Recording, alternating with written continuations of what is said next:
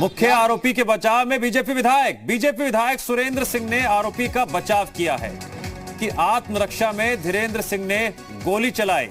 इससे पहले बीजेपी की तरफ से लगातार यह रिएक्शन सामने आ रहा था कि मुख्य आरोपी धीरेंद्र सिंह का बीजेपी से कोई ताल्लुक नहीं है। अब बीजेपी विधायक सुरेंद्र सिंह ने आरोपी का बचाव किया है, यह कहते हुए कि आत्मरक्षा में धीरेंद्र सिंह ने गोली चलाई। बीजेपी विधायक सुरेंद्र सिंह ने किस तरह से आरोपी का बचाव किया और आरोपी के बचाव में क्या कुछ कहा, एक बार आप भी सुनिए। दुर्जनपुर की जो भी घटना हुई है दुर्भाग्यपूर्ण है और दुखद है, लेकिन प्रशासन द्वारा की जा रही एक तरफा कार्रवाई की मैं निंदा करता हूं। प्रशासन एक तरफा कार्रवाई करके न्याय को का गला घोट रहे हैं।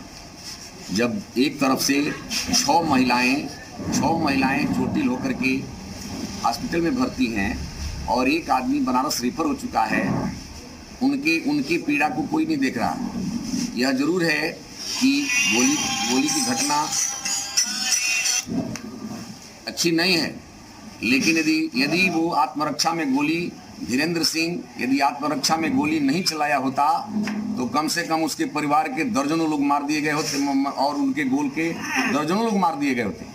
और दर्जनों लोग जब मारे जाते तो ये प्रशासन पता नहीं क्या सोचता। मेरा आप प्रशासन से और समस्त जनता से भी इस भ्रामक में नहीं रहना चाहिए। जो भी ये घटना हुआ है इसकी निंदा जरूर होनी चाहिए, लेकिन न्याय पक्ष को ध्यान में रखा जाना चाहिए। विशाल लगातार बने हमारे साथ। विशाल, यहां पर तो बीजेपी विधायक सुरेंद्र सिंह खुद इस बात की तस्दीक कर रहे हैं कि वो जानते थे मुख्य आरोपी धीरेंद्र सिंह को और कैसा उनका रिश्ता है, और बचाव भी कर रहे हैं। कह रहे हैं कि आत्मरक्षा में धीरेंद्र सिंह ने गोली चलाई। उन्होंने खुद ही यहां पर साबित कर दिया, सबूत दे दिए हैं, क्योंकि अब तक बीजेपी इस बात को नकार रही थी कि धीरेंद्र सिंह से बीजेपी का कोई ताल्लुक है। देखिए, बिल्कुल जिस तरह से हमने पहले बताया कि भाजपा के विधायक सुरेंद्र सिंह का काफ़ी करीबी था धीरेंद्र सिंह, और यही वजह थी कि अब सुरेंद्र सिंह का बयान भी सामने तौर पर आया है कि उसने कहा है कि जो परिवार के लिए आत्मरक्षा के लिए उसने जो है गोली चलाई थी, और अगर ऐसा नहीं होता तो 10 लोग कम से कम उसके परिवार के लोग मार दिए गए होते। तो अगर आत्मरक्षा की बात थी तो क्यों नहीं वहाँ पर जो अधिकारी थे उन्होंने इस बात का संज्ञान लिया था। दूसरी चीज़, ये कैसी पंचायत थी जिसमें हथियार लेकर लोग पहुँचे थे, बाकायदा फायरिंग हो जाती है। और सबसे महत्वपूर्ण बात यह है कि वहाँ के अगर तथ्यों को देखा जाए, वहाँ के जो लोग मौजूद लोग प्रत्यक्षदर्शी थे उनकी बात मानी जाए तो पुलिस का कहना था कि पहले पंचायत बुलाई गई थी कोटे की दुकान को लेकर, लेकिन जब विवाद बढ़ गया तो पंचायत को रद्द कर दिया गया। कहा गया कि अब सब लोग अपने अपने घर जाइए, बाद में इस पर फैसला होगा। लेकिन उसके बाद ऐसी क्या बात आ गई कि तुरंत ही धीरेंद्र सिंह ने फायरिंग कर दी, और एक राउंड फायरिंग नहीं की है, कई राउंड फायरिंग की है। तो सवाल ये भी उठता है कि अगर उनको कोई डर था तो फायरिंग अगर दूसरी तरफ से हुई थी तो क्यों नहीं अभी तक पुलिस पर ये बात बता रही है कि नहीं पहले विशाल एक बड़ा गंभीर सवाल। विशाल एक बड़ा गंभीर सवाल। मुद्दा कितना भी ज्यादा संवेदनशील हो, विवाद कितना भी बड़ा हो, कैसे कोई भी उत्तर प्रदेश का एक शख्स पुलिस की मौजूदगी में, अधिकारियों की मौजूदगी में हथियार लेकर खड़ा हो सकता है, लाठी डंडे लेकर वहां लोग खड़े हो सकते हैं। ठीक है, रोकूंगा आपको। मेरे साथ बीजेपी नेता अनिला सिंह जी जुड़ गई हैं। अनिला जी, आपका स्वागत है जी उत्तर प्रदेश उत्तराखंड पर। मैडम, मैं आपका स्वागत तो कर रहा हूं, लेकिन एक बड़ा गंभीर सवाल आपके सामने रख रहा हूं।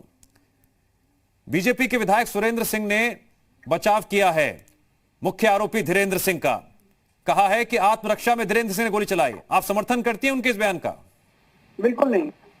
और सुरेंद्र सिंह विधायक जरूर हो सकते हैं भारतीय जनता पार्टी के, परंतु उनको ये अधिकार नहीं दिया गया कि वो ये तय करेंगे। लेकिन मैम उन्होंने इस बात के सबूत दे दिए हैं कि मुख्य आरोपी धीरेंद्र सिंह के बीजेपी से कनेक्शन है, बीजेपी से जुड़ा हुआ था। भारतीय जनता पार्टी से कनेक्शन है या नहीं है, इससे ये कोई विषय ही नहीं है।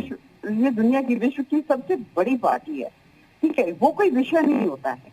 और भारतीय जनता पार्टी का ऐसा दल है कि उसने कभी भी कोई भी अपराधी हो उसको संरक्षण नहीं दिया है। किसी राजनीतिक दल से आता हो, जाति से आता हो, धर्म से आता हो, अपराधी अपराधी होता है। अनिला जी, मैं आपकी बात सुन रहा हूं तो भरोसा कर लेता हूं, लेकिन अभी सुरेंद्र सिंह की उन्होंने जो बयान दिया है पूरे उत्तर प्रदेश ने सुना होगा। किस पर विश्वास करें, किस पर भरोसा करें? उत्तर प्रदेश में मुख्यमंत्री योगी आदित्यनाथ जी पर आप विश्वास करिए। पुलिस पर सवाल खड़े कर रहे हैं सुरेंद्र सिंह जी। मैंने वही कहा ना, सुरेंद्र सिंह जी एक विधायक हैं, हमारी पार्टी से टिकट लेकर वो चुनाव लड़े हैं। वो यहाँ का पूरे उत्तर प्रदेश का उन्होंने ठेका नहीं लिया हुआ है, वो यहाँ के सर्वे सर्वा नहीं है। अनिला जी मैं यहाँ बड़ा के सर्वे सर्वा उत्तर प्रदेश के मुख्यमंत्री हैं, जो वो कहते हैं, जो वो करते हैं, हमें उनकी बात पर विश्वास रखना है। पर अनिला जी बीजेपी के विधायक है सुरेंद्र सिंह जी, एक जिम्मेदार पद पर हैं, वो संवैधानिक पद पर हैं, यानी उनकी बात का मतलब नहीं है उनकी बात का। मैं आपको 10 ऐसे उदाहरण दे देती हूँ जो विरोधी दल में लोग बैठे हुए हैं और बहुत रिस्पॉन्सिबल पोजीशन पे बैठे हुए हैं, और अगर वो बयान देते हैं तो क्या मैं ये कहूंगी पूरी पूरी पार्टी इस प्रकार की है, या उस पार्टी की अध्यक्षा जो है वो इस प्रकार की है, या उस पार्टी के अध्यक्ष वो है वो इस प्रकार के हैं? ऐसा तो नहीं होता है ना। मैडम एक तस्वीर और सामने आई है। मुख्य आरोपी धीरेन्द्र सिंह को एक नहीं बल्कि 4 पुलिसकर्मियों ने पकड़ रखा है। वो धक्का मुक्की भी कर रहा है लेकिन पुलिस के हाथ से छूट नहीं पा रहा है।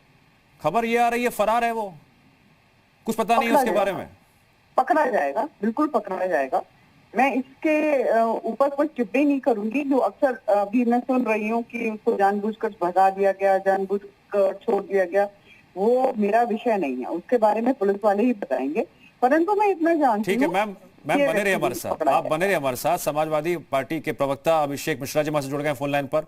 अभिषेक जी, समाजवादी पार्टी के अध्यक्ष अखिलेश यादव ने ट्वीट करते हुए गंभीर सवाल खड़े किए हैं कानून व्यवस्था पर। आपका रिएक्शन इस पूरी घटना पर जो तथ्य निकलकर सामने आया अभी तक? सुन पा रहे हैं आप मुझे? लगता है फोन कट गया है। मैं वापस करूंगा अनिला जी का। अनिला जी, प्रथम दृष्टया क्या पुलिस पर यहाँ पर पुलिस की लापरवाही सामने नहीं आ रही है क्या? अब देखिए, मैं एक ही बात लगातार चले आ रही हूँ कि 400-500 आदमी की छुट्टी हो, है ना, वहाँ सीओ बैठा है, एसडीएम बैठा है, सीओ का अपना पूरा फोर्स बैठी हुई है वहाँ पर तैनात है वहाँ पर ऐसे में एक व्यक्ति जो है बंदूक निकालता है, गोली चला देता है और उसमें एक व्यक्ति की हत्या हो जाती है। तो आप ये बताओ कि कोई भी जिसको थोड़ी भी बुद्धि होगी, जिसका मानसिक संतुलन थोड़ा भी ठीक होगा, क्या वो व्यक्ति इस प्रकार से किसी की हत्या करेगा? ठीक है, उसका मानसिक संतुलन ठीक। मैं एक बेहद गंभीर सवाल के साथ एक बार फिर से आपके पास आऊंगा, बने रहिए। अभिषेक जी जुड़ गए एक बार फिर से हमारे साथ। अभिषेक जी, जल्दी से इस घटना पर सबसे पहले आपका रिएक्शन। दिव्यांशी, ये एक ऐसी घटना है जिसमें सरकारी व्यवस्था तंत्र के सामने रहने पर भी गांवों में आतंक मचाने के उद्देश्य से भारतीय जनता पार्टी के लीडर ने सबके सामने अपनी दुश्मनी निकाली, उसको गोली मार दी और जान चली गई उसकी। इनको इतना डर नहीं है आखिर किसका संरक्षण प्राप्त है, कौन से लोग हैं जो इनकी मदद कर रहे हैं, इनको किस बात का इतना घमंड और अहंकार हो गया है कि हमारा सरकार के रहते कुछ नहीं हो सकता, कि हम सबके सामने, मतलब जहां प्रशासन बैठा हुआ है, जहां एसडीएम साहब बैठे हैं, जहां सीओ बैठा हुआ है, वहां पर कोई आदमी किसी को गोली मार दे, उसकी जान चली जाए, उसके बाद भारतीय जनता पार्टी के विधायक और बाकी लोग इस तरह के बयान देते गैर जिम्मेदाराना। ये भारतीय जनता पार्टी का असली चेहरा यही है। आज उत्तर प्रदेश देख ले जी के माध्यम से कि बीजेपी का असली चेहरा गुंडागर्दी का है, जंगल राज का है, अराजकता का है, एक बदमाशी फैलाने का है और पूरी तरीके से अपना स्वामित्व फैलाने का, लोगों को दबाने का। कौन लोग हैं, क्यों हैं, वो आप अच्छे से जानते हो, किसका संरक्षण है वो आप अच्छे से जानते हो, पूरा उत्तर प्रदेश समझ रहा है सारी। ठीक है, मैं अनिला जी एक गंभीर सवाल पूछना चाहता हूं आपसे फैक्ट्स को लेकर। उत्तर प्रदेश में कोई भी जगह हो, कोई भी जिला हो, कोई भी गांव हो, कोई भी गली मोहल्ला हो, वहां पर पुलिस की मौजूदगी में, अधिकारियों की मौजूदगी में कैसे कोई एक शख्स हथियार के साथ खड़ा हो सकता है? कैसे इतने सारे लोग लाठी डंडों के साथ खड़े हो सकते हैं? पुलिस तैयार नहीं होगी क्या ऐसे घटनाओं से निपटने के लिए? क्या फिर पुलिस तैयार होती है, पुलिस की फोर्स भी वहां रहती है। मैं आपसे ये भी कह रही हूँ कि वहां पर अच्छी खासी भीड़ इकट्ठा थी। ऐसे में एक व्यक्ति, देखिए ये बिल्कुल एक जांच का विषय है कि वो बंदूक लेकर वहां पर कैसे पहुंचा। ठीक है, मैं उससे टिप्पणी नहीं कर रही हूँ। मुझे आपत्ति जब अनिला जी, अभी कुछ ही महीनों की बात है, विकास दुबे प्रकरण में देखा था मिलीभगत की बात जो सामने आई थी। कैसे मिलीभगत होती है? बिल्कुल मिलीभगत उस वक्त सामने आई थी। कुछ पुलिस अधिकारी जो हैं या कुछ पुलिस फोर्स जो है थाने में, उनके ऊपर सवाल उठे थे। पर हम ये भी नहीं भूल सकते हैं किस प्रकार से हमारे तस्वीरों ने अपनी जान दी, वो भी पुलिस वाले ही थे। नहीं, मैं सब पुलिसकर्मियों की बात नहीं कर रहा हूँ, मैं सब पुलिसकर्मियों की बात बिल्कुल नहीं कर रहा हूँ। अभिषेक जी, अनिला जी, आप बने रहे हमारे साथ। इस वक्त खुद हमारे साथ बीजेपी विधायक सुरेंद्र सिंह जी जुड़ गए हैं। सुरेंद्र सिंह जी, आप आरोपी का बचाव कर रहे हैं, क्या आप आरोपी धीरेन्द्र सिंह को पहले से जानते हैं? सुरेंद्र सिंह जी, धीरेन्द्र सिंह के बारे में कुछ कहना चाहेंगे आप? लगता है सवाल सुना नहीं या फिर आवाज पहुंच नहीं रही। अभिषेक जी, आप काउंटर कुछ कह रहे थे आप? जी दिव्यांश जी, आवाज भी पहुंच रही है, जवाब है नहीं इसलिए शांत है। जवाब होगा कहां से जब ऐसी घटना, जब आप इतनी हिम्मत बढ़ा दोगे अराजक तत्वों के। जब भारतीय जनता पार्टी की सरकार कानूनी कार्रवाई नहीं करेगी, जब बच्चियों शिकायत करती छेड़छाड़ की उस पर कार्रवाई नहीं होती। आपको याद होगा गाजियाबाद में जो पत्रकार की हत्याकांड था, आपको याद होगा जिस तरीके से महोबा में हत्याकांड हुआ, आदमी वीडियो वायरल करके कह रहा है कि डीएम-एसएसपी पैसा मांग रहे हैं, रंगदारी मांग रहे हैं, और उस पर एसआईटी की रिपोर्ट क्या कह रही है वो आपको पता है।